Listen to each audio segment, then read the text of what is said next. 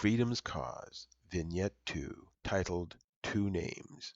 Many of you hold serious apprehensions in regards to what the following vignettes propose. Feel I seek to establish, by the subtlety of a lie, a false doctrine amongst you. I am directed to answer your apprehensions via the following. According to your religious tenets you believe, with the establishment of your church, a new day of faith dawned, allowing the darkness that encompassed men's minds to be overcome. In said belief, is it not fair to recognize that on the brightest of days the moon may be seen, yet due to the brightness of the sun, men oft take little note of her presence? However, while the moon is oft seen during the day, you never see the sun during the hours of night.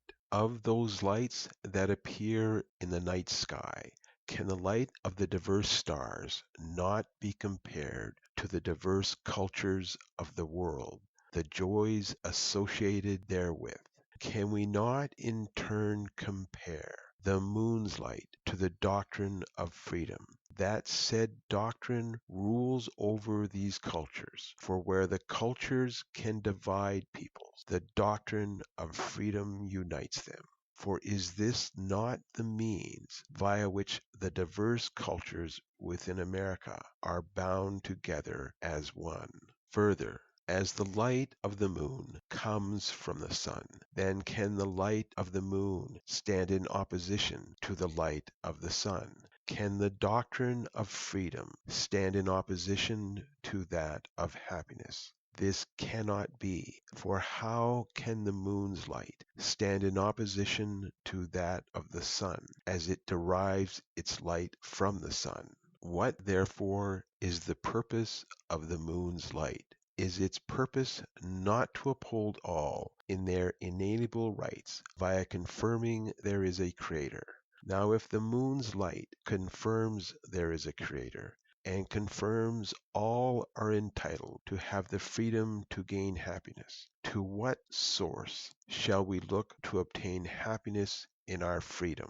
Shall we not look to that same Spirit that guided us in acquiring our inalienable rights, that via said Spirit we may learn how to not merely have said rights, but may learn how to fulfill them? For save the means is given unto us, via which we can acquire happiness, even the fullness thereof.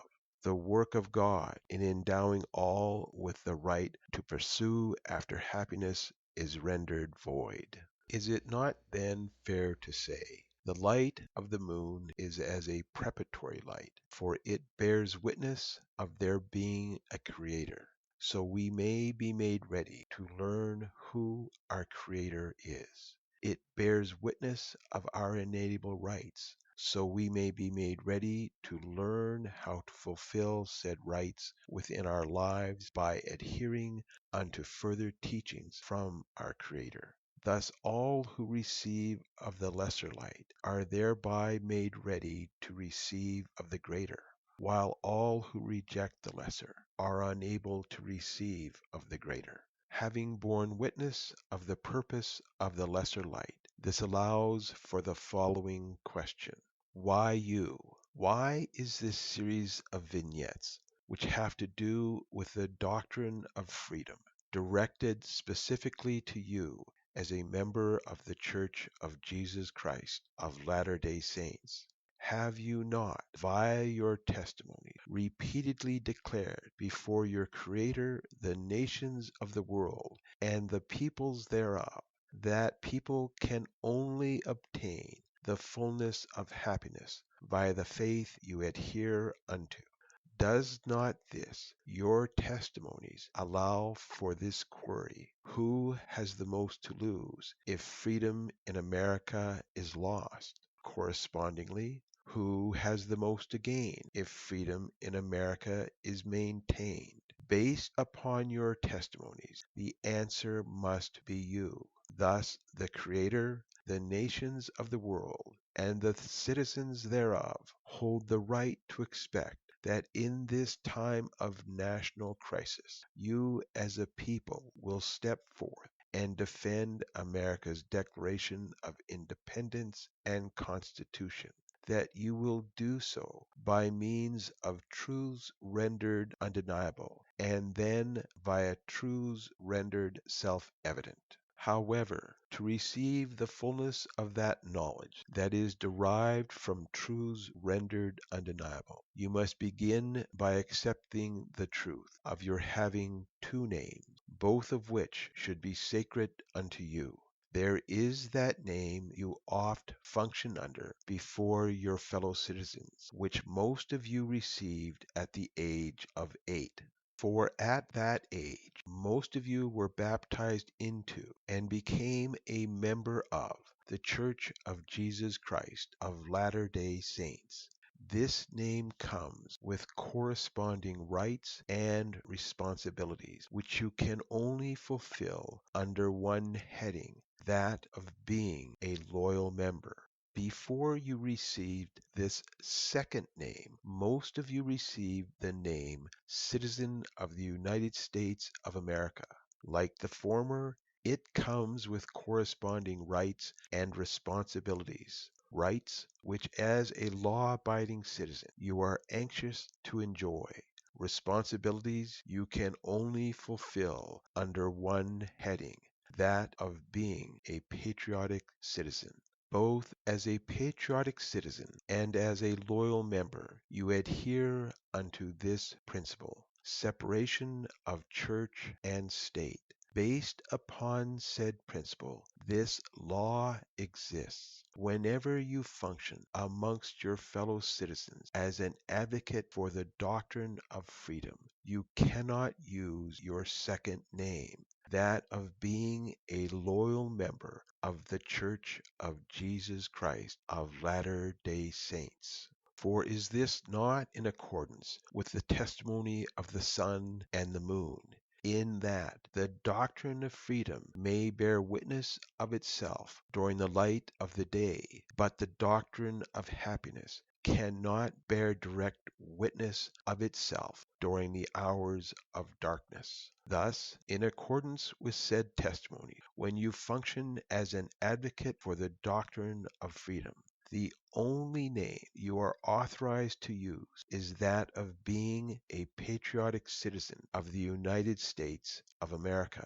In that, as a patriot, you sustain those principles of freedom which have thus far been delivered into your care, that your inalienable rights are endowed unto you via your Creator, that under the laws of the land all are upheld to an equal degree in their inalienable right to life and liberty. For only via your sustaining the previous can you as a citizen be true unto your Declaration of Independence, in that you sustain it as a legal document, one that is not open to amendments. Be faithful unto the Constitution of the United States, in that you sustain it as a lawful document, as it functions via means of amendments. Further, although in said setting you are not allowed to advocate your faith, you are allowed to give the sign of your faith, the hand of friendship. That people may know your offer of friendship is genuine, you must provide a guarantor. This guarantor is all you do and say as a patriot you do in accordance with the dictates of your conscience. By this means you assure your fellow citizens that you are acting devoid of guile, of looking to use your common standing as patriots as the means to manipulate them into becoming members of your faith. If you qualify as a patriot and as such are willing to function in accordance with the forestated law, I invite you to learn the following 10 truths, for via these you may begin the process by which you, as a patriotic citizen, can work in conjunction with your fellow citizens in overcoming the hold the sexual and addiction cultures have upon your nation. The first truth is why only traditional marriages are endowed with the innate capacity to become the living embodiment of America's Declaration of Independence. The second truth is why open marriages between male and female are the living embodiment of ancient slavery. The third truth is why the combination of open and bisexual marriages are the living embodiment of slavery as implemented under the doctrine of communism. The fourth truth is why the political course America is presently on is based upon upholding the unlawful authority of a corrupt doctrine of happiness known as total inclusion, a doctrine based upon the sexual and addiction cultures. Why said doctrine opposes the doctrine of happiness, which is legally authorized under America's Declaration of Independence, being rightful inclusion. The fifth truth is why, by means of this corrupt doctrine, the Declaration of Independence will, if the course of events remains unaltered, be overthrown by the auspices of addicts. The sixth truth is why the fall of said declaration must lead to the Constitution of the United States being subverted from a document whose avowed purpose is to uphold all in their inalienable rights, to upholding all in their security, beginning with security from addicts. The seventh truth is why the corrupted doctrine of divine right, the corrupt doctrines of communism and total inclusion are established and upheld by covetous sycophants who function by means of guile within secret societies. The eighth truth is why no citizen of the United States has the legal right to license, manufacture, transport, sell, or use addictive products that are put forth or used as an adult form of entertainment. The ninth truth is why addicts are not slaves but taskmasters in training who via their ongoing need to obtain money to feed their addictions learn to abuse whomever, whenever, wherever, however, and for as long as needed. The tenth truth is why same gender marriages stand at the apex of the living embodiment of slavery had under this corrupt doctrine, which, in its final and full implementation, will strip all of their inalienable right to life, liberty, and the pursuit of happiness. You may well wonder at the previous, the depth of knowledge proffered, why these truths have not been unfolded prior to now. The reason for this is in their standing as patriotic citizens, your progenitors were able to resolve the harsh issues of their day via what the eye could see and the ear could hear. By this means they could discern why it was requisite they establish an independent nation, why it was requisite they end slavery, segregation, and establish equal rights between men and women.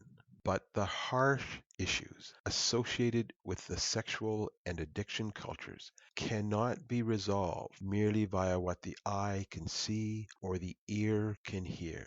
The only means by which they can be resolved is via the power of the Word. Thus, I offer you the Word as it pertains to the doctrine of freedom and the power associated therewith. In so doing, I qualify my standing before you. I do not offer you the word in the context of one who holds authority to condemn another for past misdeeds, or to condone any in carrying on in same. Under the doctrine of freedom, the only authority I hold is to serve by extending the hand of friendship. So via patience, long suffering, gentleness, and love unfeigned, I may teach the forestated by means of pure knowledge, thereby allowing each, as an individual, time to ponder upon and adjust to the truths contained herein. So thereby each may, in a timely manner and in accordance with their free will, learn how to sustain said truths via adhering unto the dictates of their conscience. This is the authority I hold. This is the only authority I offer.